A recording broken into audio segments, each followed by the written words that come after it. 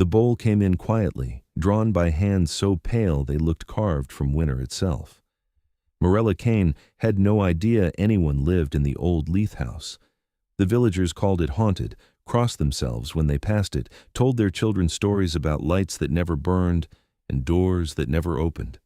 She'd listened to those stories her whole life, 23 years of whispers and warnings, and decided somewhere around her 15th winter that even ghosts deserved hot soup when the snow came down hard. So she left it.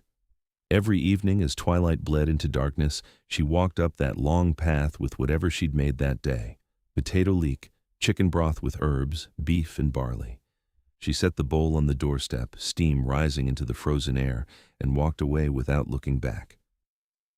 Inside, Bastian Leath watched through windows he kept deliberately dirty so the villagers wouldn't see him watching them. He was a king without a kingdom, the last of a bloodline that stretched back 2,000 years, and he spent his nights in silence so absolute it felt like drowning. The soup bowls confused him at first. He couldn't eat human food, hadn't tasted anything but blood since his turning in the year 843, and yet he found himself waiting for her footsteps every evening. He began to recognize her gait, the slight hesitation at the gate, as if she expected it to creak open and reveal something terrible, the soft shuffle as she climbed the 3 steps to his door, the gentle thunk of ceramic on stone. Then her retreat, steady and unafraid. Bastian took the bowls inside, not because he wanted the soup, but because she'd brought them. He poured each one into the snow behind his house where no one could see, rinsed the bowls in icy water from his well, and set them in a row along the mantel in what had once been his study. By the time January gave way to February, he had 17 bowls lined up like soldiers, each one a small declaration that someone in this suspicious, frightened village had looked at his house and thought of kindness instead of fear. He didn't know what to do with that. The vampires of his generation, those few who remained, lived in cities now, in penthouses with blackout curtains and private blood banks, surrounded by thralls who worshipped them and humans who paid for the bite. Bastian had tried that life for a century and found it hollow. He'd retreated here, to this village in the mountains where his family had once ruled openly, before the church burnings and the hunter wars, and he'd sealed himself away like a tomb. He spoke to no one. He hunted far from the village, taking deer and wolves instead of people, and he told himself he was satisfied with solitude. Then this woman started leaving soup. The first time he left something in return, he felt ridiculous. He was a vampire king, a creature who'd commanded armies and negotiated treaties with human monarchs when their grandparents' were still dreaming in the womb. He shouldn't care about this small exchange with a villager he'd never met. But he did care, and so he left firewood. He chopped it himself in the dead hours before dawn, split logs into neat quarters and stacked them beside her cottage door 3 streets away. He knew which house was hers because he'd followed her scent one night, curiosity overcoming caution. She lived alone. He could smell no other human in her space, just herbs and bread flour and the particular warmth that meant someone slept and dreamed and woke to tend their own small world. When she found the firewood, she stood in her doorway for a long moment, mittened hands pressed to her mouth. Bastian watched from a rooftop 4 buildings away, perfectly still, and felt something in his chest tighten strangely. She left tomato bisque that night, and he took it in before the cold could skin it over. Their silent conversation continued. She left soup, he left firewood, then a mended section of her garden fence he'd noticed was falling apart, then a dried rose he'd preserved himself decades ago and never thought to give to anyone. She left chicken noodle soup, split pea, French onion. He collected every bowl and arranged them with the careful reverence other vampires reserved for ancient texts or consecrated weapons. Mirella knew someone was responding. The firewood was the first gift, and it had made her cry because winter was harsh this year, and she'd been rationing her logs carefully.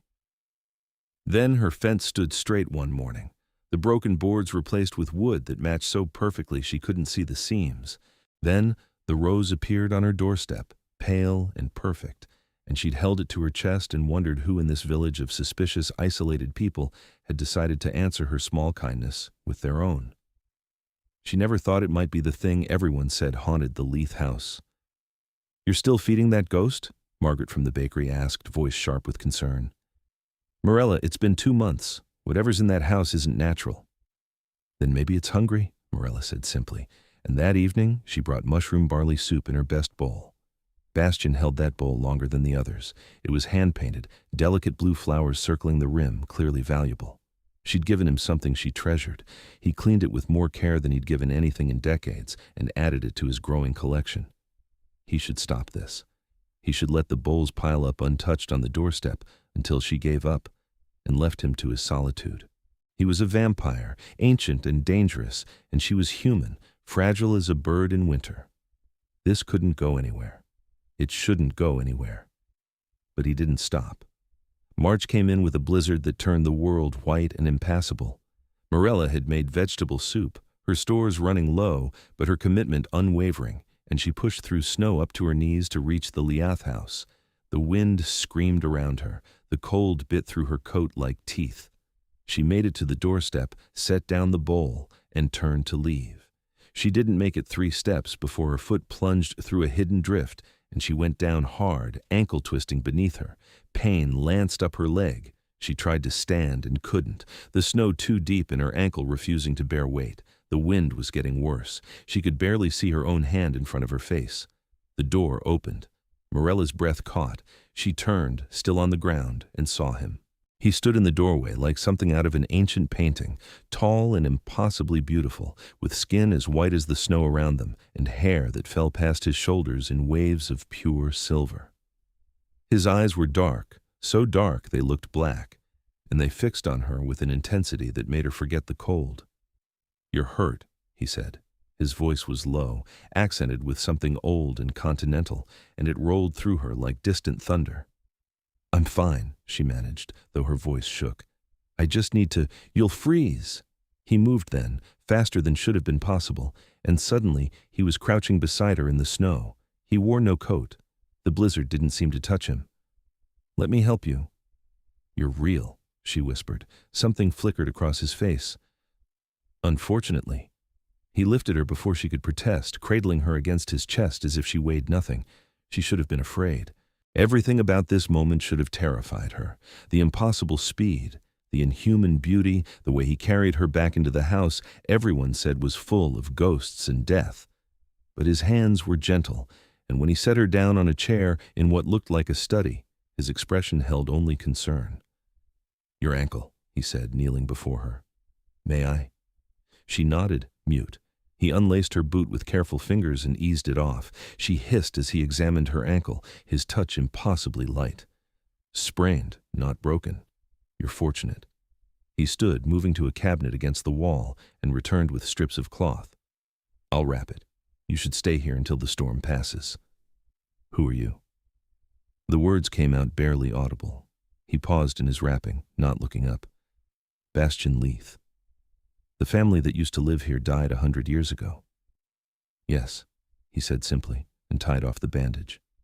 She stared at him, at the white skin and white hair, at the dark eyes that wouldn't quite meet hers. At the old-fashioned way he held himself, spine straight, shoulders back, like nobility from a painting. Understanding came slowly, then all at once. "You've been taking the soup," she said, "every bowl." Now he did look at her, and she saw something vulnerable in his expression. "I cannot eat it, but I've kept everyone." "Why?" "Because no one has shown me kindness in 200 years. His voice was very quiet. "Because you looked at the house everyone fears and thought only that someone inside might be hungry. Because you are good in a way I'd forgotten existed." Mirella's throat tightened. She looked around the study and saw them all, her bowls, lined up on the mantel, on shelves, on every available surface, dozens of them, a winter's worth of small offerings, kept like treasures. "You're a vampire," she said, and it wasn't a question. "Yes." "Are you going to hurt me?" "No." The word was immediate, almost fierce. "Never." "Then I'm not afraid." He stared at her, and something in his expression cracked. "You should be." "Why? Because of what you are." She shook her head. "You fixed my fence. You gave me firewood when I was running out. You left me a rose. Those aren't the actions of something I should fear." "I'm a monster. You're someone who kept my soup bowls." She gestured to the collection around them. Monsters don't do that. Bastian turned away from her, moving to the window. Outside, the blizzard raged. I am a king without a kingdom, the last of my bloodline. I've lived in this house for 60 years, watching the village forget what we were, turn us into ghosts and stories. It was easier that way, safer. Safer for who? For them. For me. He pressed one pale hand against the window glass. For you. I don't want safe, Mirella said softly. I want honest. And honestly, I've been hoping for 2 months that whoever was taking my soup was real. That I wasn't just leaving food for the wind. He looked at her over his shoulder, and she saw loneliness in his face so profound it made her chest ache. Why soup? He asked. Because it's warm. Because winter is hard. Because everyone deserves to know someone's thinking of them. She smiled slightly. Even vampire kings in haunted houses. I am not worthy of that consideration. Let me decide what you're worthy of. The words hung between them. Outside, the wind howled. Inside, something shifted, some barrier that had stood for decades beginning to crack. Stay until the storm passes, Bastian said finally. Please. Okay. He made her tea, moving through the kitchen with practiced efficiency, and brought it to her with a formality that made her want to smile and cry at the same time. They talked as the blizzard raged outside.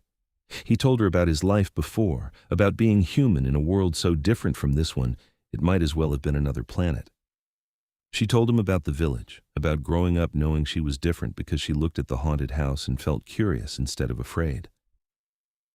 The others think I'm strange, she admitted, too soft, too trusting. The others are fools. She laughed at the disdain in his voice, and he blinked at the sound as if he'd forgotten what laughter was. You should do that more, he said quietly. Laugh? Yes. Then you should give me reasons to. He almost smiled. She saw it, the tiny quirk at the corner of his mouth, and felt absurdly triumphant. The storm lasted through the night. Bastian gave her his bedroom, a space filled with old furniture and older books, and she slept under blankets that smelled like cedar and thyme. When she woke, the world outside was white and still, and she found him in the study, standing exactly where she had left him, as if he hadn't moved all night. Did you sleep? She asked. I don't sleep. Ever?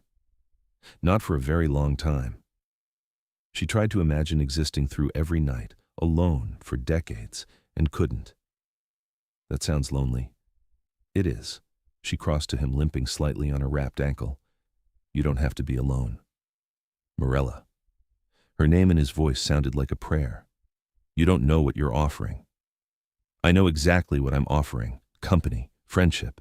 She hesitated. More, if you want it.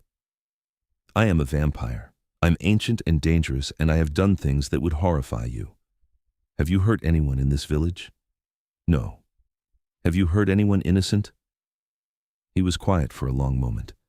Not in many years. Then who you were doesn't matter as much as who you are now. She touched his arm, felt cold skin through his shirt, felt him go very still beneath her hand. And right now, you're someone who kept my soup bowls. That's enough for me.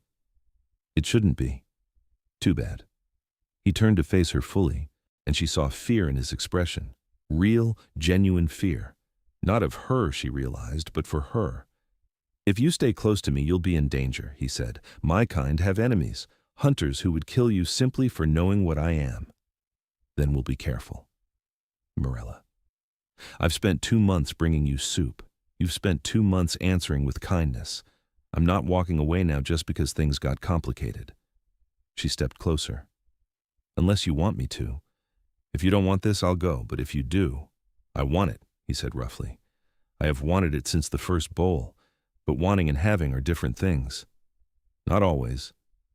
She reached up slowly, giving him every chance to pull away. He didn't. Her hand touched his face, cupping his cheek, and he closed his eyes as if her warmth was something precious and rare. You're so cold, she whispered. I'm dead. You're here. That's all that matters. When he opened his eyes, they were no longer black, but crimson, bright and inhuman. She didn't flinch. His hand came up to cover hers, holding it against his face. If we do this, he said, I will protect you with everything I am. I will keep you safe from all threats, human or otherwise.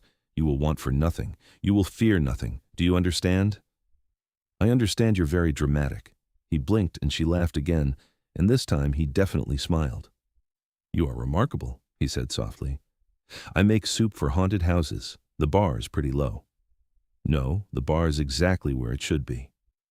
He walked her home when the storm cleared, carrying her over the deeper drifts despite her protests. At her door, he set her down carefully and stepped back, distance and formality returning. "May I visit you?" he asked. "You'd better." "After dark?" "Obviously." "Mirella?" His voice was serious again. "Be certain. Once this begins, it cannot easily end. I am not human. What I feel absolutely. If I claim you as mine, I will never let you go willingly." "Good," she said simply, "because I don't let go either." That night he came to her door just after sunset. She let him in, and they sat by her fire and talked until dawn threatened the horizon. He told her about his world, the vampire courts and blood laws and ancient codes that still governed his kind. She told him about the village, about the people he'd watched from a distance for years. They didn't touch beyond the occasional brush of hands, but the air between them felt charged with possibility. He came back the next night, and the next, and the next. By the end of March, the village had noticed that Mirella was spending time with the Leath house's mysterious occupant. Whispers followed her through the streets. Margaret from the bakery stopped speaking to her altogether. Mirella didn't care. She was happier than she'd ever been, learning Bastian's careful smiles and the way his eyes softened when he looked at her, teaching him that the world wasn't all darkness and danger. She still brought him soup, even though she knew he couldn't eat it. He still took every bowl and added it to his collection. "I'll run out of shelf space," he said one evening, accepting chicken and rice soup with the same careful reverence he showed everything she gave him. "Then we'll build more shelves. Unless you want me to stop coming around." "I would sooner walk into sunlight," he said, and the absolute certainty in his voice made her breath catch. They were in that delicate space between friendship and something more, both of them aware of it, neither quite ready to cross the line.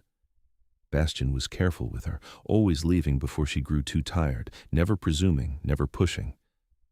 Mirella was patient, because she could see how much this meant to him, how long it had been since he'd allowed himself to want anything. Then the hunters came. She heard about them at the market, 3 men, armed and asking questions about supernatural activity in the area. They wore the mark of some guild she didn't recognize, and they moved through the village with the confidence of people who knew exactly what they were looking for. "They're after whatever's in the Leath house," Margaret said, voice carrying across the market square. "About time someone dealt with it properly." Mirella's blood went cold. She abandoned her shopping and ran, her ankle still slightly tender but holding, her only thought to reach Bastian and warn him. He knew before she arrived. She found him in his study, standing perfectly still, expression carved from ice. "Hunters," he said when she burst through the door. "I can smell them, wolfsbane and iron and blessed silver." "You have to leave," Mirella said, breathless. "You have to run." "I have been running for 200 years. His voice was tired. "I am finished with it." "Bastian, they will kill you if they find you here. Then they won't find me here. They'll find me leading them somewhere else." She grabbed his hand, felt his fingers cold and strong around hers. "Trust me. Please." He looked at her, crimson eyes searching. "You would protect me. Obviously. You should give me to them. It would be easier, safer. I don't want easy." She squeezed his hand. "I want you. So we're going to figure this out, and you're going to stop being noble and martyrish about it." Despite everything, he smiled. "Martyrish? It's a word now. I declared it." She pulled him toward the door. "Come on. You said you have cellars, right? Old ones?" "From when my family ruled openly." "Yes." "Show me." The cellars were extensive, a maze of stone tunnels that ran beneath the house and beyond, remnants of a time when vampires had needed escape routes and hidden passages. Mirella memorized the layout as best she could, formulating a plan. "Stay down here," she said. "Don't come up until I come get you." "Mirella, what are you planning?" "Something stupid and reckless that will probably work." She kissed his cheek, quick and impulsive, and felt him go absolutely still. "Trust me." She left before he could argue, emerging from the house just as the three hunters reached the front gate. They were exactly as she'd imagined, hard-eyed, heavily armed, wearing leather armor studded with silver. The leader was a woman with short dark hair and a crossbow strapped to her back. "This is private property," Mirella said, stepping between them and the house. "We're aware," the woman's voice was clipped, professional. "We're also aware that something dangerous lives here. We've been tracking it for months. There's nothing here but an old house. Then you won't mind if we search it." "I mind very much, actually." Mirella crossed her arms. "This is my house now. I bought it last month, and you're trespassing." It was a lie, obvious and poorly constructed, but it gave her the time she needed. The hunters exchanged glances, uncertain. "You live here?" The woman sounded skeptical. "Why else would I be defending it?" "Because you're under thrall. It's common with vampires this old. They make humans believe they're in love, use them as shields." The woman's expression softened slightly. "We're not here to hurt you. We're here to free you." "I don't need freeing. I need you to leave. We have a warrant from the guild. If there's a vampire here, we're authorized to destroy it." "There's no vampire here." Mirella's voice was steady despite her racing heart. "Just me, and you're not welcome." The standoff lasted for a long moment. Then the woman sighed and gestured to her companions. "We'll come back with local authority, but if we find out you're harboring something dangerous, you'll be charged as an accomplice." They left, but Mirella knew it was temporary. She went back inside and found Bastian in the study, standing beside his collection of soup bowls. "They'll return," he said quietly, "with more hunters, with the authority to search regardless of your permission. Then we leave. Both of us." "No." "Bastian, I will not make you a fugitive." He turned to face her, and his expression was resolved. "You have a life here, friends, a home, a future. I will not take that from you." "You're not taking anything. I'm choosing." She crossed to him, taking both his hands in hers. "I'm choosing you. Do you understand? I don't want a future that doesn't have you in it. You barely know me. I know you kept every bowl of soup I left. I know you gave me firewood and fixed my fence and left me a rose. I know you're kind and lonely and scared of wanting things. I know you look at me like I'm something precious." Her voice cracked. "I know that's enough." He pulled her close, sudden and fierce, wrapping her in arms that felt like iron and ice. She felt him shaking. "I cannot lose you," he said against her hair. "I have lost everything else. I cannot lose you." "You won't. We'll figure this out. Together." They spent the rest of the night planning. Bastian had resources, money, and connections from his long life, ways to disappear that Mirella had never imagined. But he refused to run without ensuring her safety first. "If you come with me, you leave everything," he said. "Your home, your village, everything familiar. That is too much to ask." "You're not asking, I'm offering." "Mirella, stop." She cupped his face in her hands, making him look at her. "Stop trying to make decisions for me. Stop trying to protect me by pushing me away. I know what I'm choosing. I know what I'm giving up. And it's worth it." "Why?" "Because I love you," she said simply, and watched his eyes go wide. "I've probably loved you since the first time you took my soup bowl inside. I just didn't know it yet." He kissed her then, a desperate, careful thing, his cold mouth against hers like winter rain. She kissed him back, pulling him closer, and felt him shudder. "I have loved you since the moment you knocked on my door in the blizzard and looked at me without fear," he whispered against her lips. "I have loved you with everything I am capable of loving, which is considerable. I know, vampires feel things absolutely, remember?" "Yes." He kissed her again, deeper this time. "And I feel this absolutely. You are mine, Mirella Kain. Mine to protect, mine to cherish, mine to love for whatever time we have. Forever, if I have anything to say about it. Forever is a very long time. Good thing I like you." He actually laughed, the sound startled and genuine, and she felt absurdly proud. They were still planning their escape when the hunters returned the next evening, this time with the village magistrate and a writ of entry. Mirella met them at the door again, but this time she couldn't stop them. The magistrate was apologetic, but firm. "I'm sorry, Mirella, but if there's even a chance something dangerous is here, we have to investigate." The hunters pushed past her. She followed them inside, heart hammering, praying that Bastian had stayed in the cellars. They searched the house systematically, checking every room, every closet, every shadow. They found nothing, because Bastian wasn't there. He was outside, in the garden behind the house, waiting in the darkness beyond their lights. Mirella saw him through the window, a pale figure among the snow, and understood. He was giving them the chance to clear the house, to declare it empty and leave. He was protecting her the only way he could. The hunters were thorough. They spent 2 hours examining every corner of the house. The leader paused in the study, looking at all the soup bowls lining the shelves. "You collect these?" she asked Mirella. "They were my grandmother's," Mirella lied smoothly. "I keep them for sentimental reasons." The woman nodded, accepting this, and moved on. Finally, after what felt like years, they declared the house clear.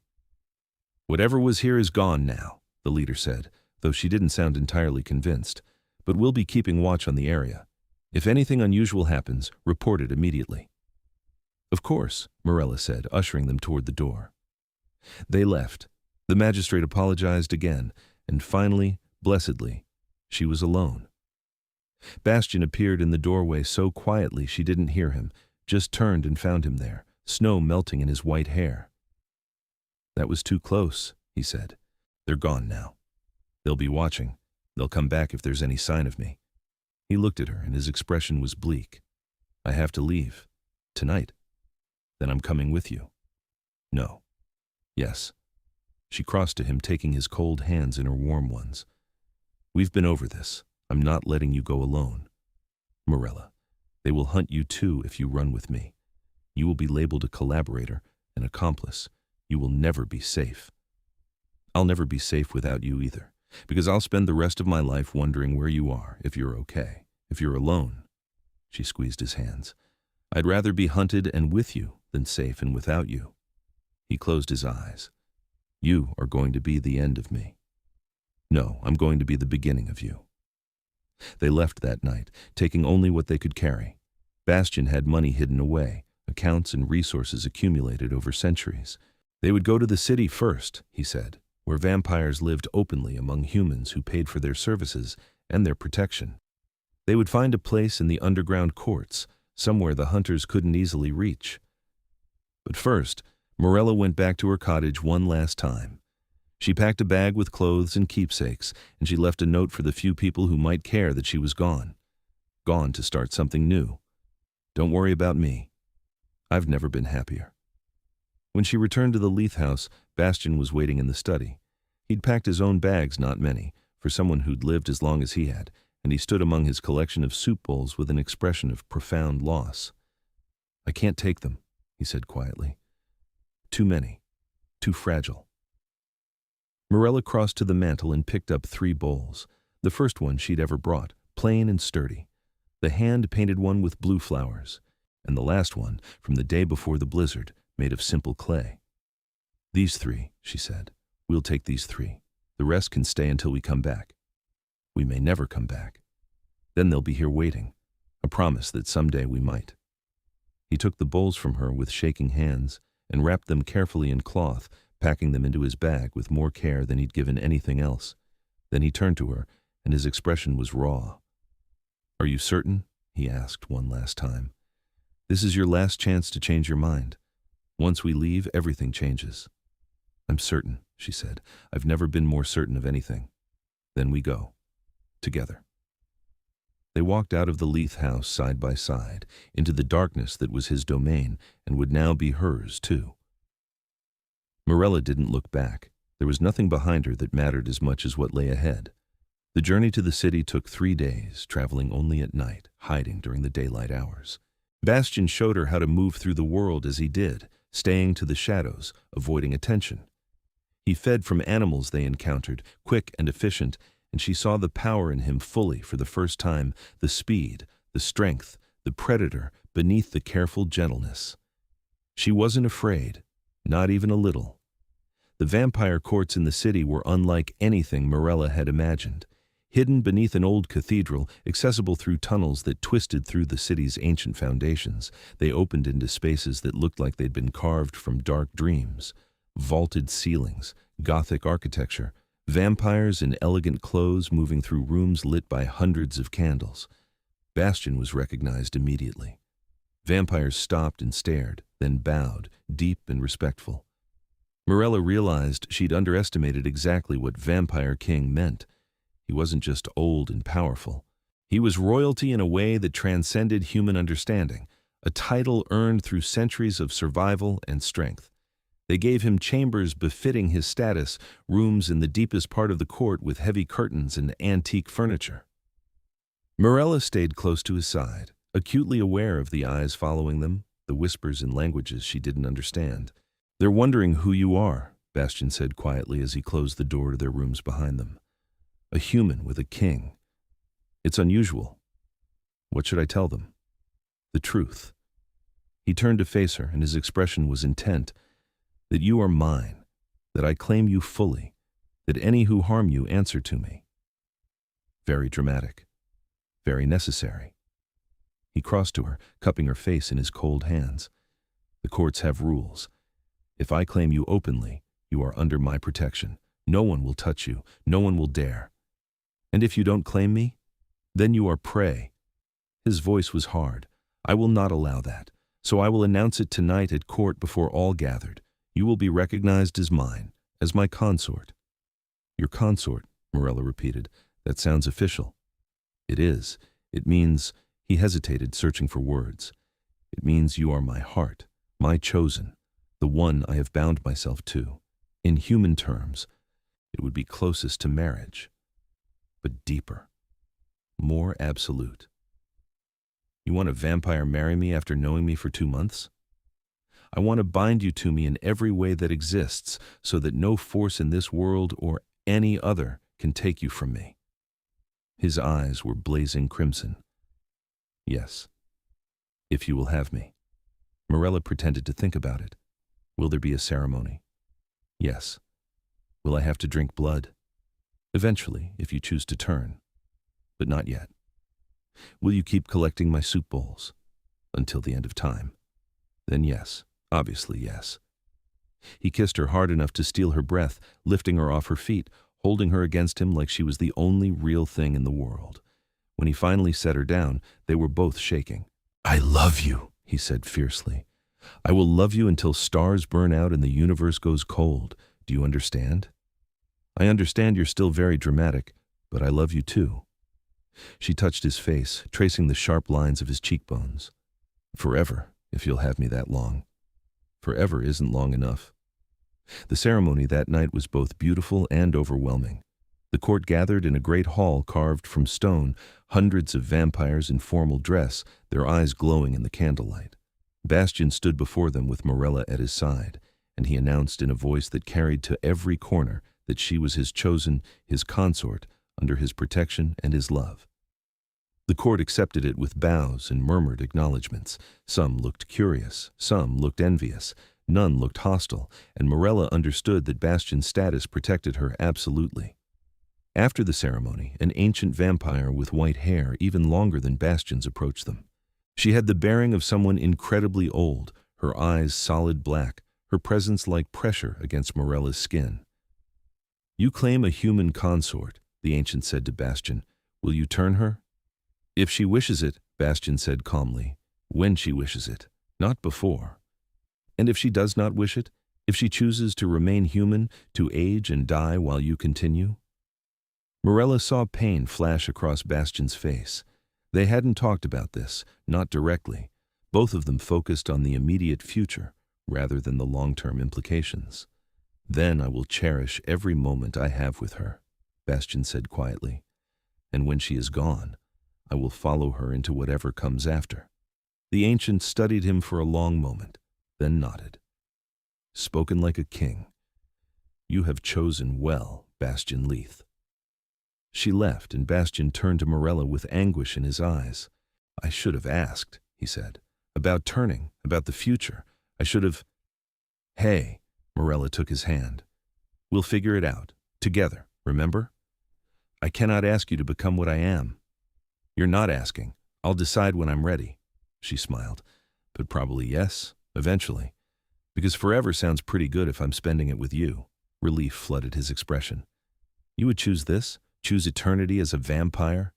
"I'd choose eternity with you. The vampire part is just Logistics. He laughed, the sound startled and bright, and pulled her close. Around them, the court continued its ancient rituals and politics, but in that moment, they were alone in the way that mattered. Spring came slowly to the city, but it came. Mirella adjusted to life in the vampire courts with surprising ease. She learned their customs, their politics, the careful dance of power and status that governed everything. She learned which vampires to trust and which to avoid, and she learned how to move through their world with confidence. Bastian taught her everything, patient and thorough, never leaving her side longer than necessary. He introduced her to vampires he'd known for centuries, told her stories about wars and treaties and the long, complex history of his kind.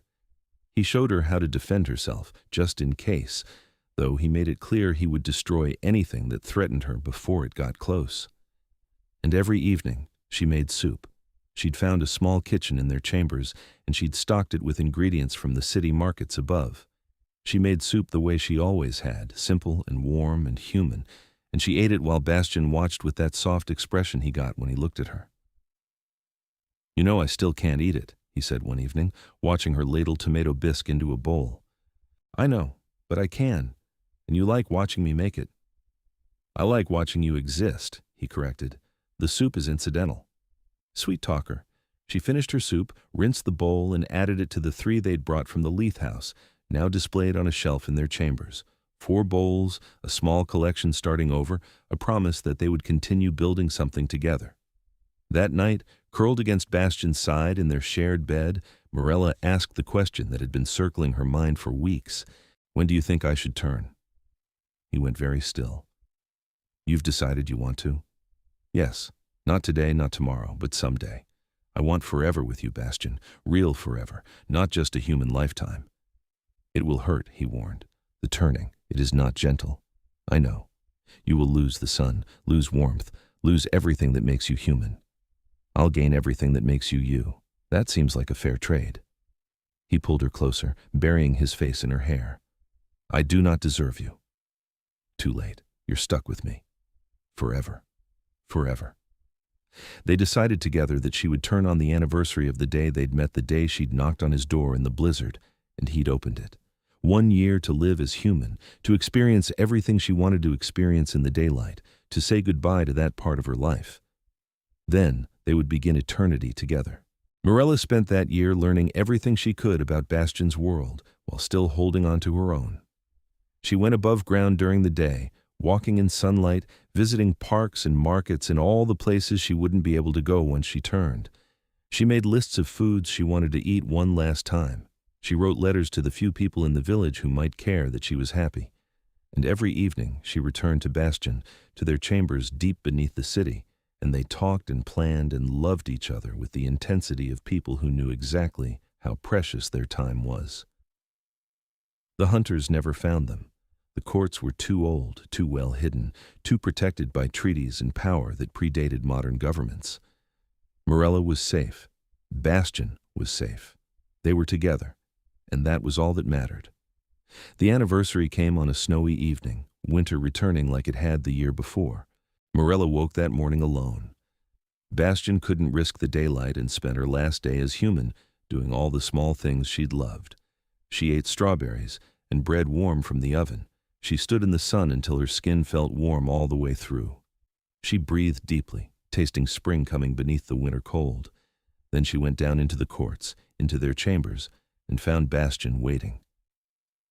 "Are you certain?" he asked, though she could see in his eyes that he already knew the answer. "Completely. It will change everything." "Good. I'm ready for everything to change." He kissed her, gentle and reverent, and then he bit down. The turning was agony.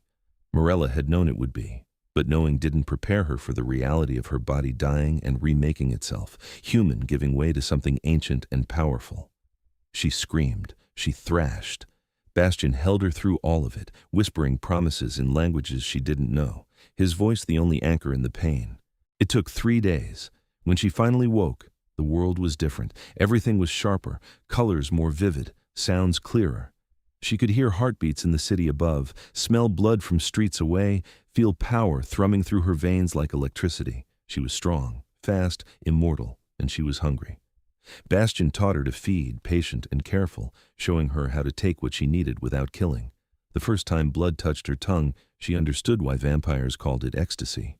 It was life itself, distilled and pure, and it sang through her like fire.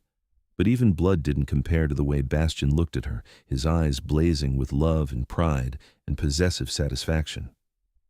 "You are magnificent," he said, watching her adjust to her new body. "You are perfect. I'm a vampire.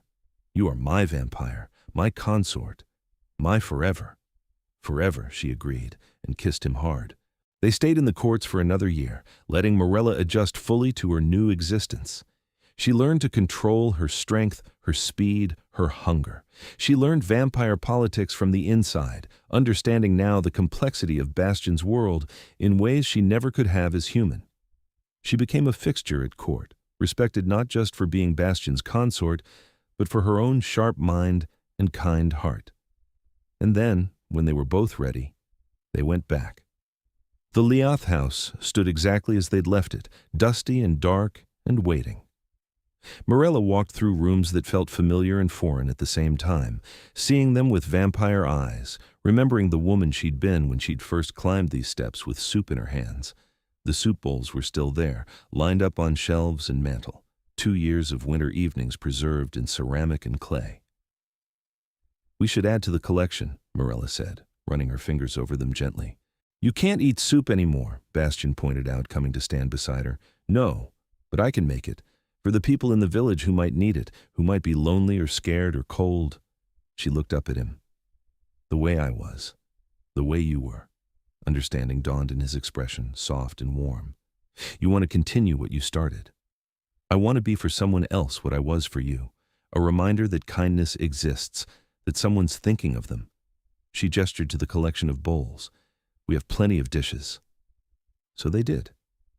Every winter evening, Mirella made soup the way she used to, and she left it on doorsteps throughout the village. The elderly woman living alone at the edge of town, the young family struggling through hard times, the teenager everyone said was troubled and strange. She left soup for all of them, and Bastian went with her, carrying bowls, watching her work with that expression of absolute love he got when she did things that reminded him why he'd fallen for her in the first place. The village never knew who left the soup. They called it a mystery, a blessing, a sign that maybe the world wasn't as cold as it sometimes seemed. Some of them left gifts in return: vegetables from gardens, jars of preserves, hand-knitted scarves. Mirella and Bastian collected them all, these small offerings of gratitude and connection, and displayed them in the Leath house like treasures. The house stopped being haunted and started being legendary instead. A place where kindness lived, a place where someone cared. And inside, in rooms lit by candlelight and filled with soup bowls and memories, Mirella and Bastian built there forever. They traveled sometimes, visiting other courts, seeing the world through immortal eyes. But they always came back to the Leath house, to the village where their story had started with soup and snow and a door finally opened. Decades passed. The village changed around them. New people came. Old people died. But the soup continued, winter after winter, a tradition that outlasted lifetimes. Mirella never aged. Bastian never changed.